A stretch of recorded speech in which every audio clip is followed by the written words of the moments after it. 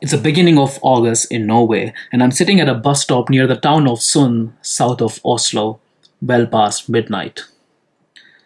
The next bus is at 9:20 in the morning, but that's not what I'm waiting for.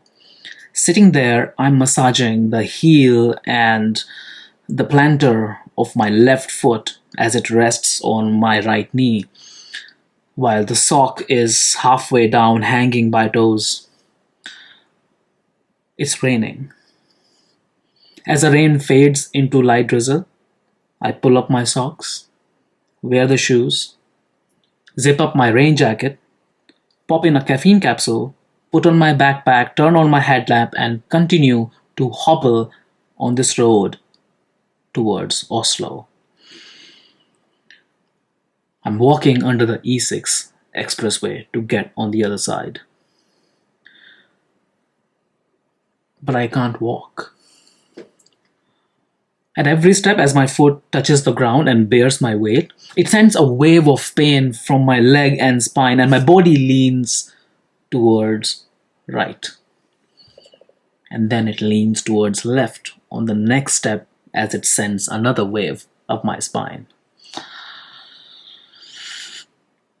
There are half a dozen blisters on both sides of my feet and heel, and I have torn apart the toe box of my shoe to accommodate all the inflammation that my feet have seen because of blisters and otherwise.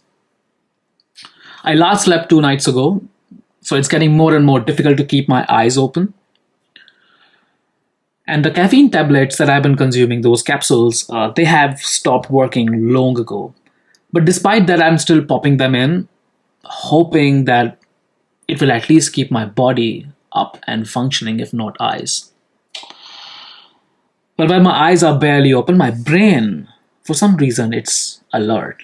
And I'm continuously scouting all my surroundings using visual and audio cues with minimal movement of my head. My head is straight. It's lined and it's focused on that brightly lit Shell gas station about a kilometer away.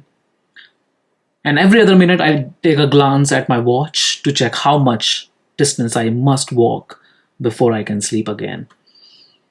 The watch reads 61.2 kilometers to go. And after walking for 30 minutes, it reads 61.1. There's a voice in my head that is just not shutting down. And it's telling me to stop.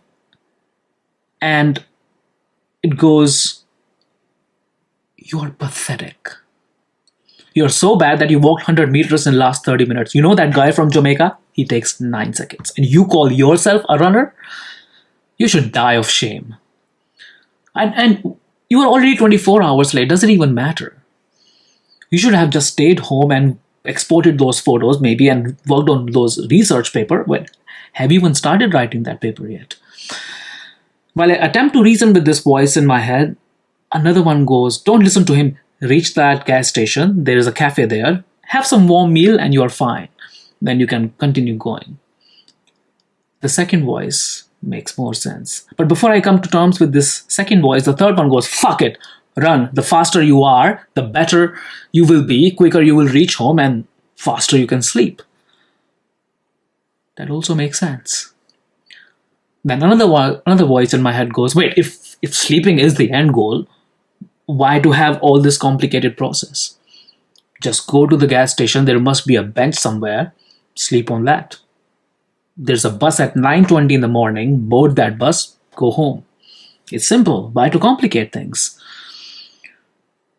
Then another voice goes, what if cafe is closed? It's already well past midnight. The cafe must be closed. Yeah, cafe must be closed.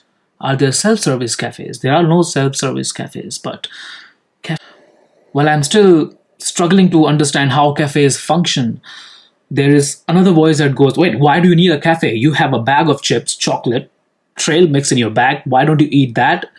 Once you eat it, your bag will be lighter, you will be faster, everything works fine, less weight on your shoulders." That also makes sense.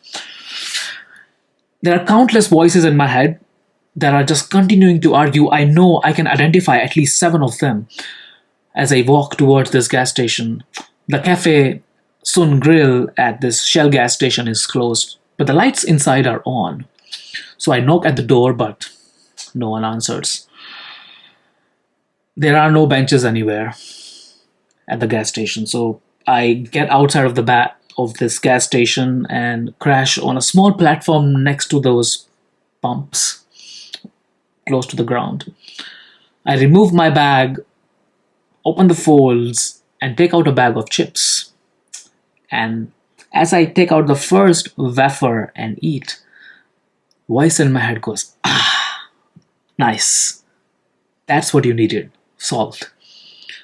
"Shut up," goes another voice. "He should stay here, pitch the tent in front of the gas station, wait for the morning, and board that bus." Wait, what tent? I'm not carrying a tent. Another voice goes, yeah, how can you carry a tent? This idiot will carry a tent, do you think? He said he will take 96 hours to reach Oslo, and yeah, that's what he said, right? What a fraud. He should just kill himself.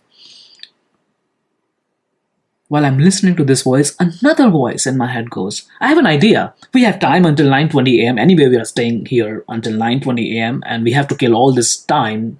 So let's play a game. Let's see who can hold maximum number of chips in the mouth." And for some reason, all the voices suddenly agree on this, and there's a resounding yes. As I continue to witness all of this unfolding, they start to fill their fists with the chips and shove them in their mouth one after the other, and in no time the bag is empty, leaving nothing for me.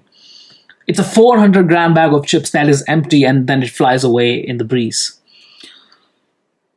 While all this is happening, suddenly an old man appears from the left. He's Frank Reynolds from the show It's Always Sunny in Philadelphia. I've never seen that show, but for some reason I know Frank. I don't know from where.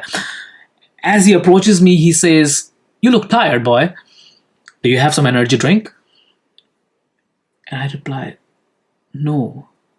But before I can finish, another voice goes, "He has been drinking those energy drinks and go, but he's drinking without sugar. He thinks he will gain weight if he consumes sugar." And Frank, when he listens to this, he goes, "Yeah, that explains. You are low on sugar and that's what you need. You are carrying that free chocolate in your bag, right? Why don't you eat that? Once you have more sugar, you have more energy and you can walk and then you can reach home and finish." Yes, I didn't even think of this, that's exactly what I've been doing for the last 4 days. I've been consuming energy drinks without sugar. I think I need sugar. I think I need to eat that chocolate. I respond this to Frank and begin to search for the chocolate in my bag. After struggling for a few seconds, I get hold of it. I remove the wrapper and try to take a bite. The chocolate is frozen solid. As I fail to take the bite, the chocolate slips out of my hand, falls on the ground, bounces, and hits my foot. And sound of this bounce and the pain, the wave of pain from my foot, I wake up. I find myself sitting outside Shell gas station, all by myself, nobody around me, next to that gas pump on that little platform. My t-shirt is littered in crumbs of chips.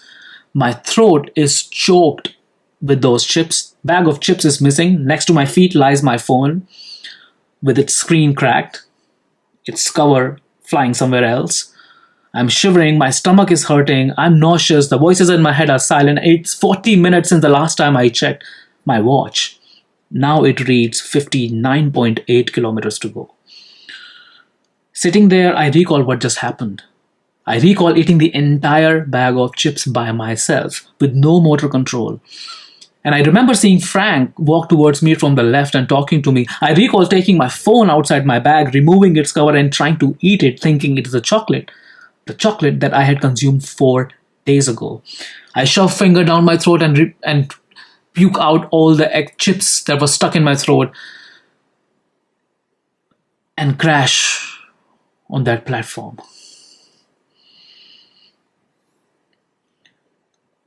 I am hiking from Gothenburg to Oslo to celebrate my 35th birthday. This is Friday night. I have slept for 3 hours on Wednesday close to Norway-Sweden border, and since then I have not slept. In total, I have covered 299 kilometers, but I'm not done yet. I still have about 60 kilometers to walk before I reach the University of Oslo, the finish line. Once I reach there, I must further climb the mountain to reach home 6 more kilometers away from my office before I can sleep. Now, crashed on the platform with my blood red eyes wide open, leaking tears in pain. In my head, I'm thinking, how did I get here in first place? And why am I doing this?